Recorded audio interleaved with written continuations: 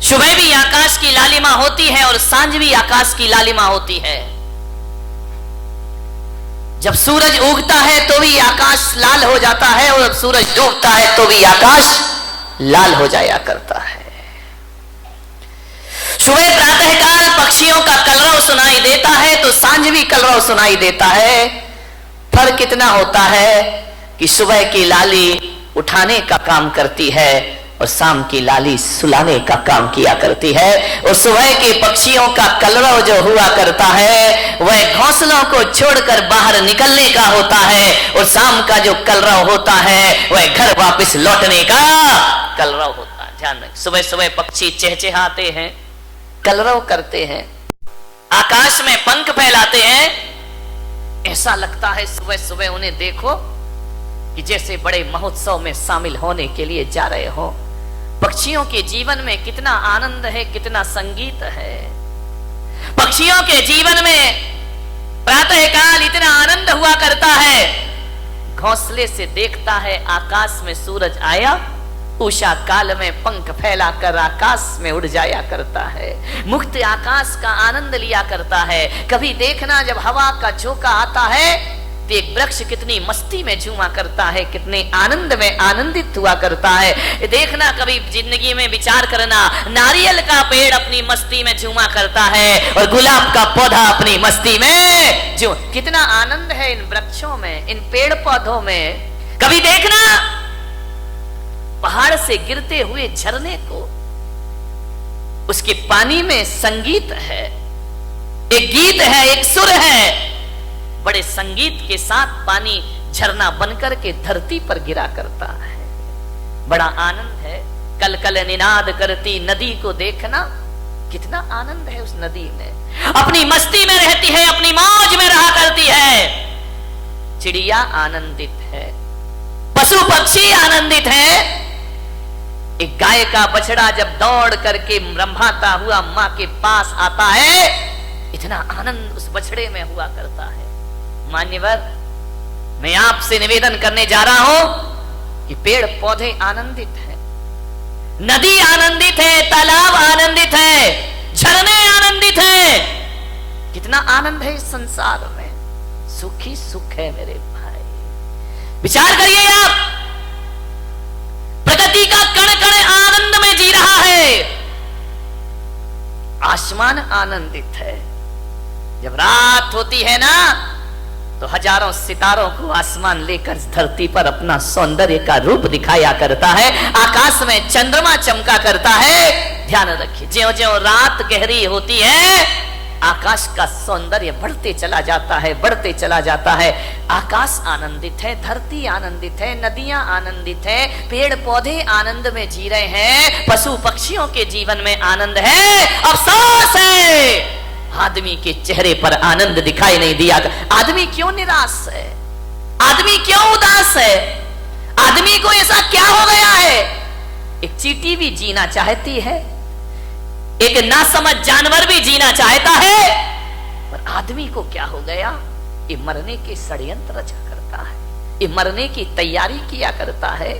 आज तक किसी जानवर के मुख से ना सुना होगा कि हे भगवान हमें उठा ले, लेकिन आदमी के मुख से तो कई बार सुना है कि अब इस जिंदगी को जिया नहीं जाता, हे भगवान मुझे इस जीवन से उठा ले, इस जीवन से मुक्ति दे दे। क्या घट जाता है हमारे जीवन में ऐसा? आदमी मृत्यु के षड्यंत्र क्यों रचता है? ये आदमी अपनी ही हत्या करने के लिए तैयार क्यों है? मान्यवर, अपने ही जीवन से लाचार हो गया ये इंसान, अपने आप का दुश्मन बन गया।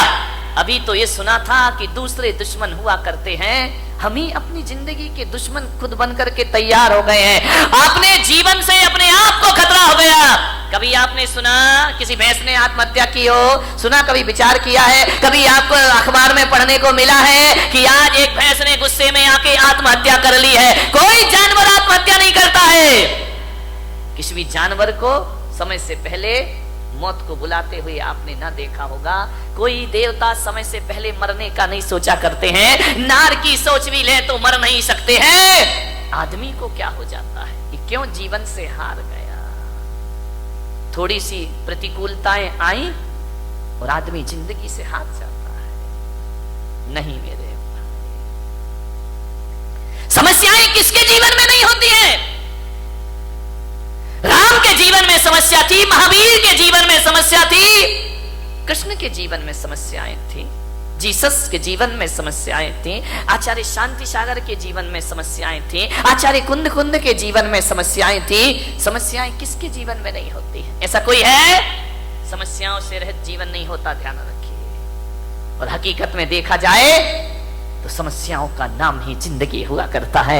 आसानी से जिंदगी मिल जाए तो जीने का मजा खत्म हो जाएगा। एक बात बताइए, यदि समस्याएं नहीं हो तो फिर जीने का मजा क्या है? जिंदगी जिंदा दिली का नाम है, मुर्दा दिल क्या खाक जिया करते हैं। ध्यान रखिए, जिंदा दिल बनिए। मान्यवर, दुख इस बात का नहीं है कि आदमी मर जाता है, दुख तो इस बात का है कि जिंदा रहकर भी आदमी जिंदा नहीं रह पाता है। वह मरा मरा सा जीवन जीता है, वह मरे हुए सी जिंदगी जिया करता है। विश्वास पैदा करो अपने आप पर, जिंदगी से हार मत मानिए। जिंदगी मिली है, मालूम है ये मानव का तन मिला है, शास्त्रों में कहा है, ग्रंथों में कहा है 84 लाख शरीर छोड़े हैं तब जाकर ये मानव का शरीर तुमको प्राप्त हुआ है। 84 लाख योनियों में हमारा जन्म हुआ है। कितने जन्म हम नाली के कीड़े बने होंगे, कितने जन्म पक्षी बने होंगे, कितने जन्म हम कीचड़ में कीड़ों की तरह रहेंगे होंगे। हर जन्म में हमने प्रार्थना की होगी ईश्वर से कि हे ईश्वर एक बार मुझे मनुष्य का चोला प्रदान कर दे, हे ईश्वर एक बार मुझे मनुष्य का तन प्रदान कर दे। इसलिए आत्महत्या करने के लिए नहीं, जिंदगी की अंतिम सांस को पूरी ईमानदारी से जीने का प्रयास करिए। अंतिम सांस भी पूरी जिंदा दिली के साथ जिएंगे। क्यों हार जाता है आदमी? जैसा विचार करिए, सोचना। ऐसे ही नहीं मिल गया मनुष्य का जीवन, बहुत मेहनत की है इसके लिए। मनुष्य का जीवन मिला, ऊंचा कुल मिला, अच्छी खानदान मिली, दिमाग मिला, बुद्धि मिला, शरीर मिला, फिर भी इस जिंदगी से हाथ धोते हो आप। अब तो घबरा के कहते हैं कि मर जाएंगे, अब तो घबरा के कहते हैं कि मर जाएंगे। मरकर भी घबरा गए तो फिर बताओ अब किधर जाएंगे? दूसरा हमारे पास कोई रास्ता है नहीं। जिंदगी मिली है, अच्छे से जियो, तरीके से जियो, सलीके से जियो। बहुत कम जीवन मिला है, इसे उदासियों में मत गुजारिए। जिंदगी भीख में नहीं मिलती, जिंदगी बढ़ के छीनी जाती है। जिंदगी भीख में नहीं मिलती, जिंदगी बढ़ के छीनी जाती है। अपना हक संग दिल जमाने से छीन पाओ तो कोई बात बने। सर झुकाने से कुछ नहीं होगा, सर उठाओ तो कोई बात बने। पहुंच कर अश्क अपनी आंखों के, मुस्कुराओ तो कोई बात बने। मुस्कुराओ तो कोई बात बने। उदास मत जियो, जिंदगी को पूरे आनंद के साथ जीने का प्रयास करो।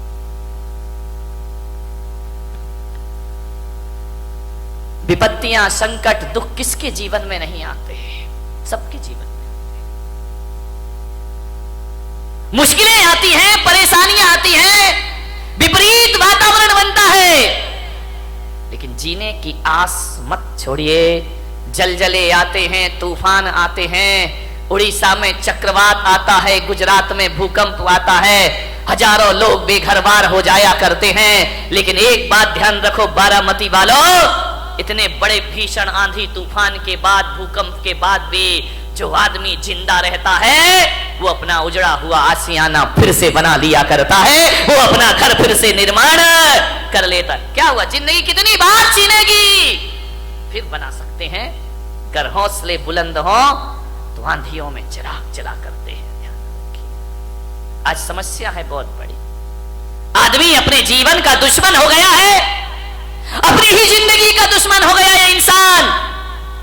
शहरों में बड़े बड़े व्यापारी आत्महत्या कर रहे हैं, महानगरों में व्यापारी आत्महत्या कर रहे हैं, गांव में किसान आत्महत्या कर रहा है, घरों में किशोर आत्महत्या कर रहे हैं, महिलाएं आत्महत्या कर रही हैं। थोड़ा सा निराशा हुई, थोड़ा सा मन का नहीं हुआ, थोड़ा सा प्रतिकूल वातावरण हुआ और आदमी मरने को तैयार है। और एक बात बताओ, बारामती के लोगों से मेरा निवेदन है, इस पंडाल में ऐसा कोई व्यक्ति बैठा है जिसने आज तक आत्महत्या का विचार ना किया हो? है कोई महान आत्मा? मैं दर्शन करना चाहता हूं। एक बार भी पूरी जिंदगी में मरने का विचार नहीं। महिलाओं तुम्हारी तो जय हो पंचम काल की, ये तो इतनी बार मरती हैं लेकिन एक बार भी नहीं मरती है। विचार करिए, सोचना है आपको। बात बात पर आदमी मरने का सोच लेता है। ऐसा कोई नहीं होगा इस दुनिया में जिसने अपने पूरे जीवन में एक बार मरने का ख्याल भी ना लाया हो। मर नहीं सका वो बात अलग है, लेकिन मरने का ख्याल तो सबके भीतर आ जाता है। थोड़ा सा मन का नहीं हुआ, मैं महिलाओं का तो नहीं, यहाँ की महिलाओं की बात नहीं कर रहा हूं। कौन बोला बंबई वालों की कर रहे हो ना? तुम्हारी तो अभी नहीं, आगे जाके विचार करना है आपको। महिलाएं तो हमेशा थोड़े, इनके दो ही हथियार हैं, ध्यान रखना। या मैं मायके चली जाऊंगी या फिर मैं मर जाऊंगी, आत्महत्या कर लूंगी, सुसाइड कर लूं, मैं नहीं जीऊंगी, तंग आ गई जिंदगी से। महिलाओं से मैं बात बात पे आत्महत्या के विचार मत बनाइए, मरने के विचार मत बनाइए, ध्यान रखिए, विचार करिए आप। बहुत अशुभ विचार है। भगवान महावीर कहते हैं कि मरने के विचार भाव हिंसा कहलाया करती है, और भाव हिंसा को द्रव्य हिंसा से भी बड़ा पाप माना जाता है। अरे देही हिंसा उतनी खतरनाक नहीं होती है जितनी वैचारिक। इससे बड़ी क्या हत्या, दूसरों की हत्या करना भगवान महावीर ने पाप कहा है। एक इंद्रिय जीव को भी मारना भगवान महावीर ने पाप कहा है। अरे एक बात याद रखना, मेरे महावीर कहा करते हैं, अरे दूसरों की हत्या करना पाप है, लेकिन अपने आप की हत्या करना महापाप हुआ करता है। इससे बड़ा दूसरा कोई पाप? दूसरों की हत्या करना तो पाप ही है, अपनी करना महापाप हुआ करता है। इसलिए भगवान महावीर ने एक प्यारा सा सूत्र दिया है। भगवान महावीर ने 4 शब्द इस इंसान को दिए हैं। अरे वो 4 शब्द नहीं, 4 वेद हुआ करते हैं, वो 4 आर्य शब्द हुआ करते हैं, वो महावीर के 4 शब्द। ध्यान रखना, इनसे बड़ा ना कोई आगम होता है, ना शास्त्र होता है, ना पुराण होता है। महावीर ने इस दुनिया को केवल 4 शब्द दिए हैं। महावीर ने इतना ही कहा है, इस मानव जीवन को सफल करना है तो 4 सत्य में जियो। वो 4 सत्य है, वो 4 वेद है, वो चारों धाम की यात्रा है। वो 4 शब्द इस धरती को दिए, जियो और जीने दो। इससे बड़ा कोई धर्म ग्रंथ नहीं हुआ करता है, इससे बड़ा कोई शास्त्र नहीं हुआ करता है, इससे बड़ा कोई आगम नहीं हुआ करता है। न वेद है, न पुराण है, न कुरान है। 4 शब्द में उन्होंने अपनी पूरी देशना को समाहित कर दिया। 4 शब्द में पूरे दर्शन को रख दिया भगवान महावीर ने। ऐसे दार्शनिक हुए, उन्हें ज्यादा बोलने की जरूरत नहीं पड़ी। भगवान महावीर से पूछा गया कि आप बताइए एक सेंटेंस में धर्म का सार क्या है? तो महावीर ने कहा, जियो और जीने दो। ध्यान रखिए, सारी दुनिया समा गई इसमें, सारे ग्रंथ समा गए इसमें। ध्यान रखना, 11 अंग 14 पूर्व का सार समाया है। ये इतना साधारण अक्षर नहीं है, इतने साधारण शब्द नहीं है कि बैनरों पर लिखवा दिए जाएं और हमारी इतिश्री हो जाए। ध्यान रखिए, जियो और जीने दो।